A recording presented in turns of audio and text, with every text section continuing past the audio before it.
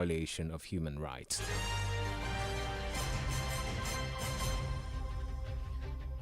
Many thanks for joining us this evening on News Express. My name is Oladoyin Ayegbusi. Now the news in detail. The federal government, through the Minister of Power, Adamimogo, has sought the assistance of the Japan International Cooperation Agency in securing potential co-financing support for the ambitious distributed access through renewable energy scale-up project, a critical initiative aimed at expanding the reach of renewable energy nationwide. Report says the $750 million World Bank-assisted program implemented by the Rural Electrification Agency, REA, is to provide electrification to 17.5 million Nigerians.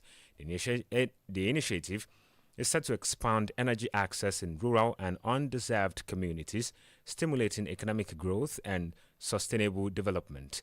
Adelabu made the request during a high-level delegation of key stakeholders in Nigeria's power sector to Japan to strengthen bilateral energy partnerships.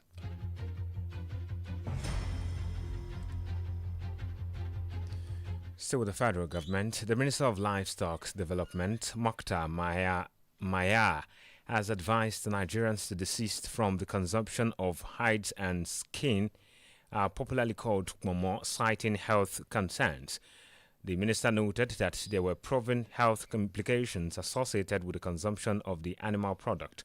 The minister revealed plans to have standard abattoirs across the country where every part of animal would be utilized for both human consumption and developmental needs, stressing that in animal kingdom there is no waste. The minister added that a substantial part of the ministry's capital expenditure for the 2025 fiscal year would be dedicated to developing livestock infrastructure, including modern farms and ranches. He stated that other areas of focus include veterinary clinics, processing facilities, grazing reserves, and disease control programs.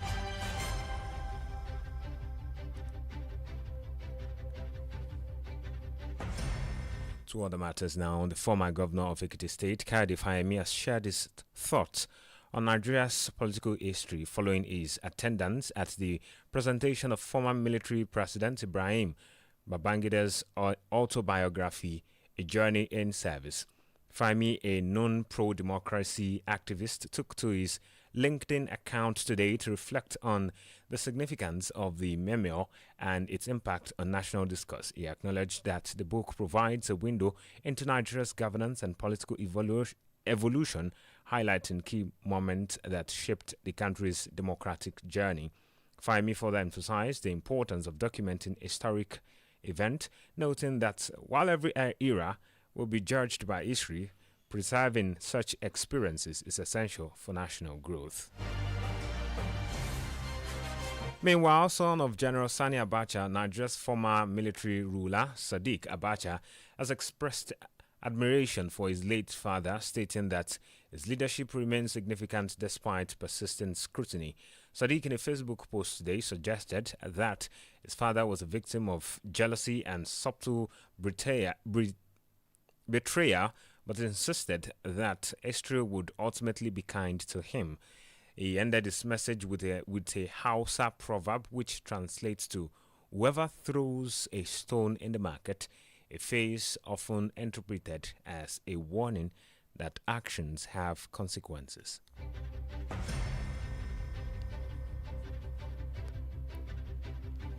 And still on Nigeria's political history, the former governor of Kaduna State, Nasir El-Rufai, has hailed former Vice President Atiku Abubakar for his role in the Olusegun Obasanjo's government. El-Rufai made this known yesterday while speaking with journalists during a condolence visit to the family of the elder statesman Edwin Clark, who died on February 17th.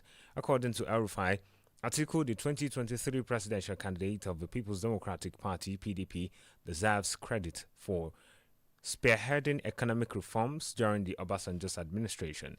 It was also gathered that Atiku was tasked by Obasanjo with overseeing the privatization of national assets, with the Bureau of Public Enterprises headed by El-Rufai under him at the time.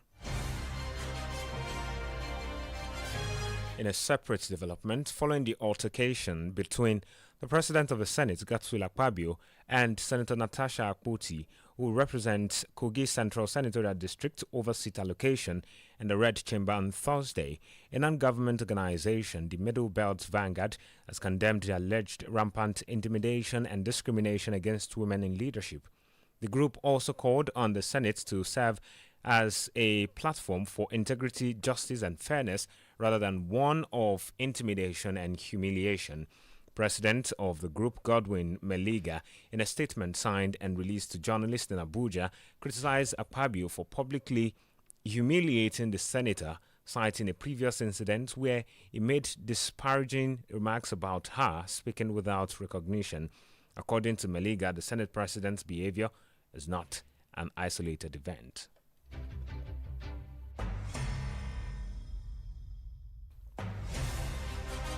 And in Ekiti State here, the Chief Executive Officer of S Peace Limited, Dr. Arlene Oyema, has lauded the state-of-art facilities and operational efficiency of the Ekiti State Agro-Allied International Cargo Airport, describing it as one of the best in the world. Dr. Oyema, who landed at the airport today at about 10 a.m. in a Boeing 737-120 capacity aircraft, commended the airport's apron, runway, and terminal building, describing them as highly functional and pleasing. Speaking with journalists shortly after landing at the airport, the Air Peace boss noted that the facility's readiness for international and domestic flights positions it as a critical infrastructure for the economic and social development of the state and the country at large, emphasizing the potentials of the airport, which, according to him, makes it a strong contender for major aviation activities in Nigeria. Dr. Oyema said it is equipped to accommodate even larger aircraft, such as Boeing 777.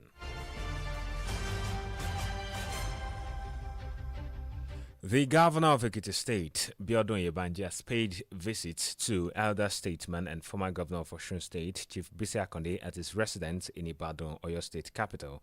Oyebanji, in a post on his LinkedIn account today, described the meeting as a privilege, noting that Akonde's wisdom and leadership continue to serve as a guiding light for generations. He highlighted Akonde's enduring influence in Nigeria politics, emphasizing the importance of engaging with seasoned political figures to draw from their wealth of experience. Expressing his gratitude for the time spent with Akonde, Oyebanji described the leader and the elder statesman, fondly referred to as Babao Mokekeke, as a reservoir of invaluable insights. Still in Oyo State, the Alafin of Oyo-elect Oba Abimbola Owade has donated hospital equipment and consumables worth millions of naira to the community health center in the town, according to a statement by the Alafin's media aide, Bode Duro Jaye, in Ibadan, the Oyo State capital today. The ultra-modern equipment was brought to the town yesterday and would be installed at the health center. Owade, who said the donation is to ensure even development in the community and to support the mantra of inclusive governance of Governor Seyi Makinde's administration, expressed optimism that the equipment would ease the challenges confronting people in accessing quality medical treatment. You're still listening to News Express on Adamimogo 107.7 FM, Ido Ekiti. Coming up next, PSA threatens sanctions for erring officers over violation of human rights. Please stay with us.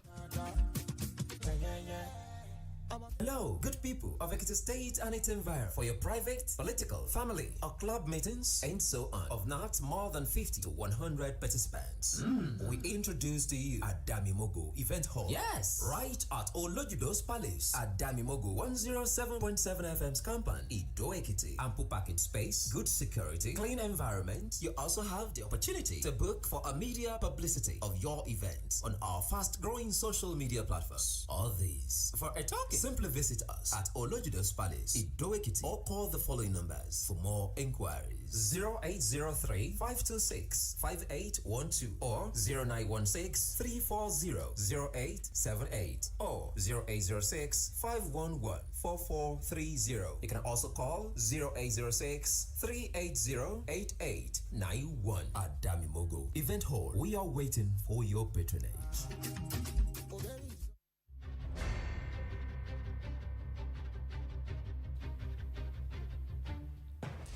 Welcome back and thanks for joining us again. You can subscribe to our YouTube channel and follow us on Facebook via Adamimogo 107.7 FM Ido-Ekiti. For happenings around your news and queries, please contact our newsroom on 0811 801 8242. Now to the rest of the news. The Osun State local government election held today as scheduled despite prior controversy. The exercise commenced in some local government as early as 8 a.m., including Eden North local government area, where the governor, Ademola Adeoleke, voted. The governor, after casting his vote, described the exercise as peaceful, calling on the people of the state to come out and vote peacefully. Voters were, however, seen casting their votes in some of the polling units and as the exercise moved seamlessly. Meanwhile, the local government election in Osun State today witnessed a poor turnout of the electorate in the state. According to reports, the election in some local government area or in some local government had no presence of ad hoc staff of the State Independent Electoral Commission, OSIEC, and polling unit. Also in Oshogbo, some parts of the polling units located at some areas were devoid of electorate, OSIEC staff, and security personnel as of at some point today. Although Governor Ademola Adeleke ordered the restriction of vehicular movement from 5 a.m. to 5 p.m. across the state, this was not complied with as there was free vehicular movement without any form of restriction. Still in the Osun local government poll, the chairman of the state Independent Electoral Commission, Ashim Abioye, claimed that operatives of the Nigerian police force have arrested staff of the commission who are on election duty across the state. Abioye made the claim in a statement issued via the commission's official X page today. Meanwhile, the Osun chairman of Allied People's Movement, APM, Honorable Adewale Adebayo, berated the Osun State Independent Electoral Commission, OISEC, over the council poll today. Adebayo, who stated that there was no election anywhere in the state except in Ede, the hometown of Governor Ademola Adeleke, said OSIEC's insistence on conducting the poll was to justify allocated money, describing the action as fraud.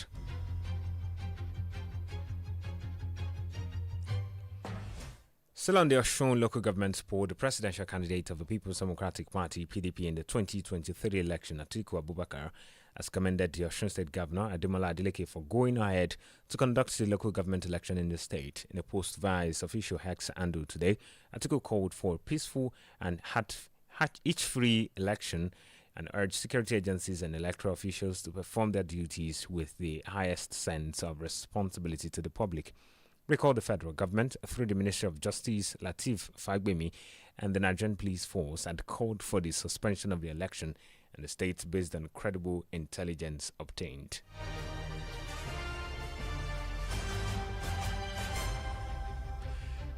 Away from Osun State, the chairman of the Police Service Commission, PSC, DIG Ashimu Agungu, has described the worsening human rights violations in the southeast and threatened that the commission will no longer tolerate the serious act of indiscipline from any servant police officer.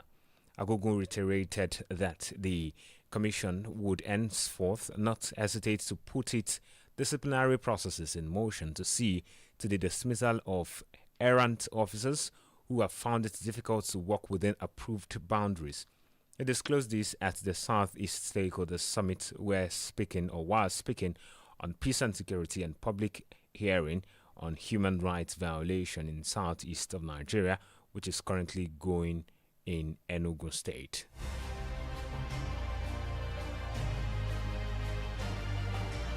To some business news, the National Oil Spill Detection and Response Agency, NOSDRA, has reported an oil spill from Shell's underwater pipeline in Obolili, southern Ijok local government area of Bayelsa State. This is as it commenced the recovery of the spill crude yesterday. The agency, in a statement signed by its Director General, Chukwuemeka Woke, yesterday said a report of the crude oil spill was received earlier this week and a joint investigative visit was initiated immediately to determine the cause of the spill. It said the leak was detected in Shell's 16-inch NUN River Kolo Creek pipeline, causing crude oil to spill into the river, non-affecting communities from Obololi. Woke, however, said that exact cause of the leak remains unknown as the pipeline is submerged in waters. Now, our senator representing Rivers West Senatorial District, Ipalibo Henry Baningo, has called for an investigation into the recent explosions at various NNPCL facilities within OML 18 affecting Boni and Begama local government areas. The most recent explosion occurred 2 days ago around Boni Channel, following a similar incident reported just 2 weeks ago in Bokuma in Degema local government area. Senator Henry, who described the frequency of these incidents as alarming, said the recurrence of these fire outbreaks within the same OML 18 location in such a short time is deeply troubling, adding that any responsible society, organization, or institution should consider these a matter of grave concern. The senator, who is the immediate past deputy governor of Rivers State, urged NNPCL, the operators of OML 18, to launch a comprehensive investigation into the explosions.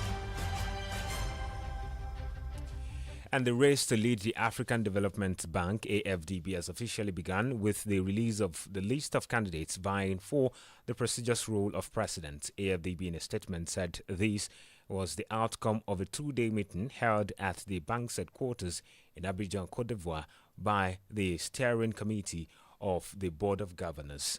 Each candidate brings a unique background and vision to the table, setting the stage for what promises to be a competitive election that would shape the future trajectory of the continent's premier development finance institution. The upcoming election would determine who succeeds the current president, Dr. Kelmi Adesina, who has led the bank since 2015, steering it through significant reforms and challenging global economy. Pope Francis will miss the Angelus prayer tomorrow for the second straight week, as the 88-year-old is still treated in hospital for pneumonia. According to the Vatican, Francis, who was admitted to Rome's Gemelli Hospital on February 14th with bronchitis, but it turned into pneumonia in both lungs, causing widespread alarm. The pontiff's doctors had told newsmen yesterday that there was no imminent risk to his life, but that he was not out of danger. The Vatican earlier today said simply, Pope Francis rested well. And on entertainment news this evening, widow of late Nigerian singer star Mohbad, Omawumi Aloba, has claimed that she is the most bullied woman or widow in Nigeria. She stated that her father-in-law, Joseph Aloba, is bullying her and turning many people against her by demanding a DNA test from her son, Liam. Speaking in a televised interview, Omawumi revealed that she and her father-in-law were best friends before her husband's passing. She emphasized that he was one who pressured both her and her husband into having a child when they weren't ready, influencing them through fasting and prayer. And finally, on sport this evening, the Confederation of African Football, CAF, has appointed 4 Nigerian officials for the 2026 Women's African Cup of Nations qualifier between Ethiopia and Uganda. Seasoned arbiter Patience Madu will be at the center. Madu will be assisted by Abubatu Yusuf, assistant referee 1, Friday Akpan assistant referee 2, while Hannah will serve as the 4th official. The first round second leg encounter will hold at the Abebe Bekila Stadium in Addis, and recall that Uganda won the first leg 2-0 in Kampala yesterday. And with that sports story, we end this edition of News Express on Adamimogo 107.7 FM Idoekiti. Before we go, the highlight again. We told you that the federal government of Nigeria, through the Minister of Power, Adamimogo, sought the assistance of the Japan International Cooperation Agency in securing potential co-financing support for the ambitious distributed access through renewable energy scale-up project, a critical initiative aimed at expanding the reach of renewable energy nationwide. We also brought to you that the Osun State local government election held today as scheduled despite prior controversy. And we reported that the chairman of the Police Service Commission, PSC, DIG Ashimu Agugu, has described the worsening human rights violation in the southeast and threatened that the commission will no longer tolerate the serious act of indiscipline from any serving police officer. And that's News Express this evening on Adamimogo 107.7 FM, Olojudo's Palace, Idoekiti. On behalf of the production crew, my name is Oladu.